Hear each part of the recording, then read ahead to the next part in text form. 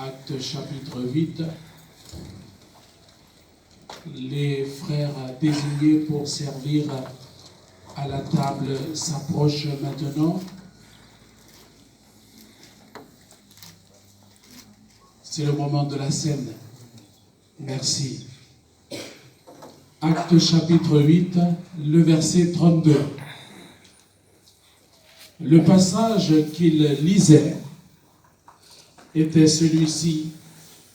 Il a été mené comme une brebis à la boucherie et comme un agneau muet devant celui qui le tend. Il n'a point ouvert la bouche.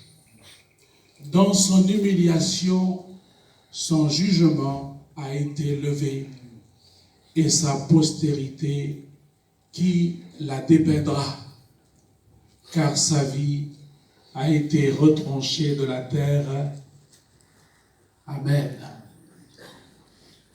C'est le passage que l'eunuque, de retour de Jérusalem, il était sur son char et il lisait ce passage.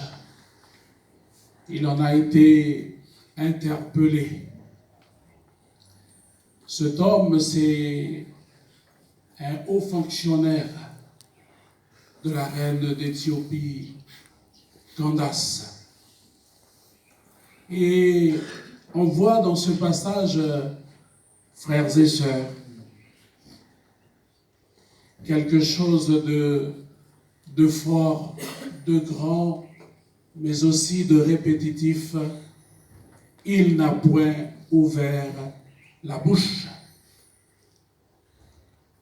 Il a été mené comme une brebis à l'abattoir et comme un agneau muet devant celui qui le tend. Il n'ouvre point la bouche. Jésus ne s'est pas débattu. Il ne s'est pas opposé aux hommes, aux soldats qui venaient l'arrêter dans le jardin de Gethsémane. D'ailleurs, il va dire à son disciple qui a sorti l'épée pour couper l'oreille de Malchus, remets ton épée dans le fourreau.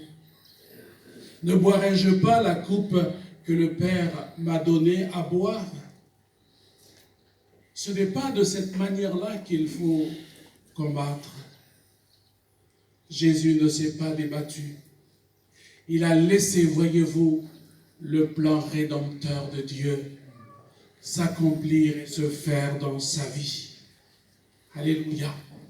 Jésus, il savait bien sa mission, ce pourquoi il était venu, sauver les pécheurs que nous sommes.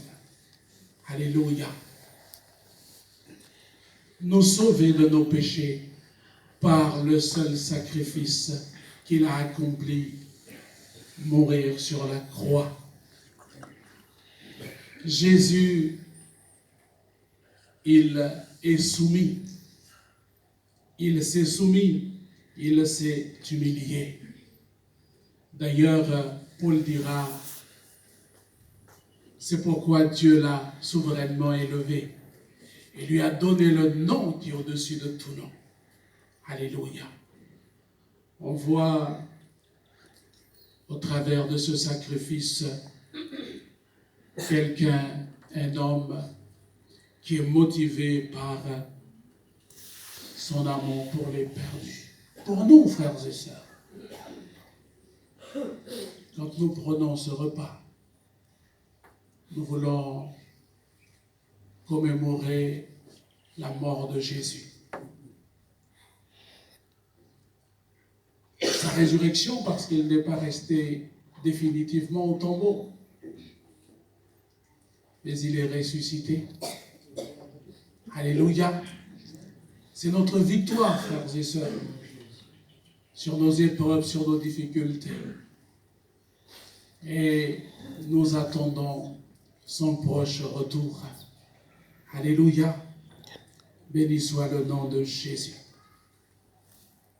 Il y a un passage qui percute particulièrement mon cœur, c'est que il est dit, il a été enlevé par l'angoisse et le châtiment, et parmi ceux de sa génération qui a cru qu'il était retranché de la terre des vivants et frappé pour les péchés de mon peuple.